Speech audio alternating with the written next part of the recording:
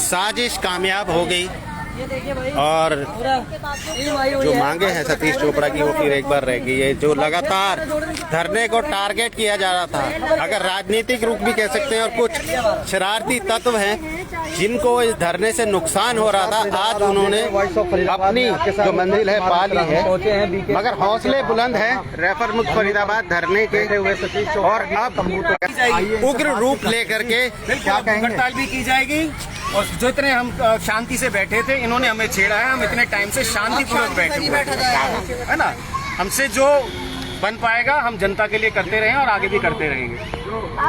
तो नगर निगम कह रही है आपने ये जगह मांगी, अभी तो हमने जवाब ही दाखिल नहीं किया, जगह किससे मांग ली? इतना झूठ और साफ स्पष्ट झूठ बोल रहे हैं लोग सामने। अरे भैया 20 तारीख की डेट थी हमारा जवाब दाखिल करने की, कल की। इनको ये समझ आ गया कि कोर्ट तो हमें इलीगल मान नहीं रही, कोर्ट तो हमारे साथ है, नहीं तो पहली तारीख पे ही उसको हटवा दिया जाता। और जो वकील बोल रहा था ना कि लताड़ा गया, कभी जज किसी वकील को नहीं लताड़ता, वो खुद झूठा।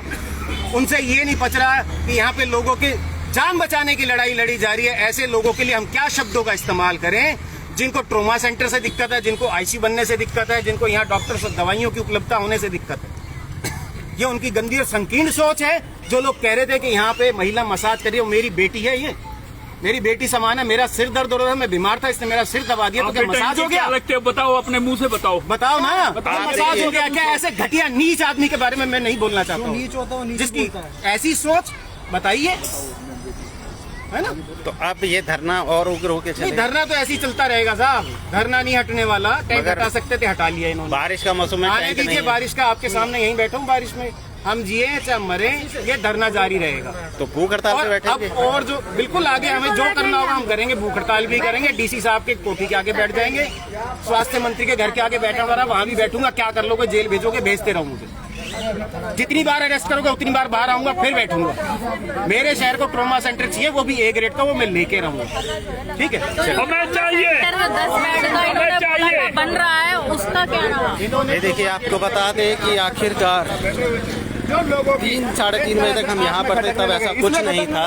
एक पुलिस वाला आता है, बयान लेके चला जाता है, उसके बाद बुलडोजर आता है और ये धरना तोड़ देता है। आम आदमी पार्टी के प्रदेश प्रवक्ता भी हमारे साथ जुड़े, एक बार बात करेंगे। नरेश जी, शर्मसार बात है कि एक आदमी जो इंसाफ मांग रहा है, पूरे फरीदाबाद के लिए एक मेडिकल सुविधा मांग रहा है, उसे भी बेघर कर दिया इन्होंने। क्या कहेंगे?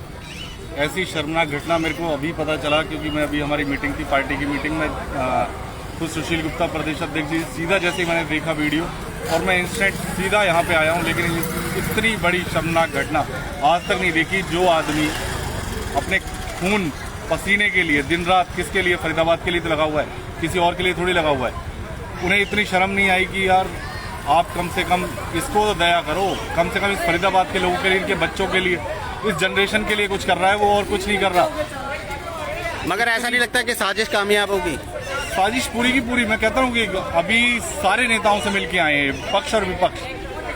तो ऐसा क्या हो गया कि 3 साढ़े 3 बजे तक कुछ नहीं था, पुलिस वाला आया, स्टेटमेंट लेके गया, उसके बाद सीधा धरने को तोड़ दिया गया? वही तो कह रहे हैं ना कि इतनी गंदी सरकार आज तक नहीं देखी कि कोई भी। ये क्या मैं कहता हूँ कि जो यहाँ पे कमिश्नर बैठी हैं सामने, या कमिश्नर जो भी हैं अभी करंट के, उनके अंदर आप उनसे पूछे ना जाके कि भाई क्या है आपके बच्चों को इलाज, या तो सीधा सीधा आपका आरोप है कि भाई मिली भगत है आपकी प्राइवेट अस्पतालों के साथ। उनकी मिली भगत करके आप ये काम कर रहे हैं कि यहाँ से उजाड़ा जाए, अच्छा स्वास्थ्य सेवाएं ना मिले, इसीलिए मिली भगत है आपकी। चलिए देखिए, अच्छे स्वास्थ्य सुविधा ना मिले, मिली भगत है यहाँ पर। और रैफर मुक्त फरीदाबाद धरना जो लगातार यहाँ पर कई महीनों से चल रहा था, आज उसे उजाड़ दिया गया। यानी कि जो अवैध निर्माण हो रहे हैं उन पर उनका पंजा नहीं चला, तो यहाँ पर आकर के आखिर इन्होंने दिखा दिया। चोपड़ा साहब एक बात बताइए, आज कितना दिन हो गए थे आपको? 264 दिन हो गए, आज तक ही नहीं आती करोड़। अच्छा, 264 दिन। एसडीएम साहब खुद यहाँ जूस पिलाने आए, पीएमओ सीएमओ खुद हमारी भूख हड़ताल तोड़वाने, पूरा फरीदाबाद ने देखा है, सबने। उन्होंने ये भी बोला कि आपकी सारी मांगों पे सरकार काम कर रही है और आगे हम लेटर भेज रहे हैं।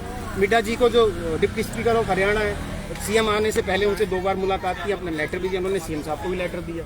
सीएम साहब ने बोला कि इनकी सारी जो है समस्या, इन पर कार्रवाई की जाएगी, जल्द इनका समाधान किया जाएगा। सर एक कमिटमेंट, यानी इसका मतलब सुन लीजिए, इसका मतलब ये हुआ कि सरकार तो चाहती है काम होना चाहिए। अब देखना ये कि जो आरोप लगाया, जैसे जेई ने कहा है कि इनके पास कागज है जिस पे सतीश चोपड़ा ने ये जगह मांगी है, कितना है ये सच, और जो जगह पर अब आपको दिखाएंगे जो सच्चाई है ग्राउंड लेवल की, ग्राउंड जीरो की जो सच्चाई है वो हम आपको कल से लगातार दिखाएंगे, जहां पर प्रशासन का पीला पंजा चला और वहां पर दोबारा दुकानें खड़ी हो गई। जुड़े रहिएगा, देखते रहिएगा ऐसी खबरें। जय हिंद, जय भारत।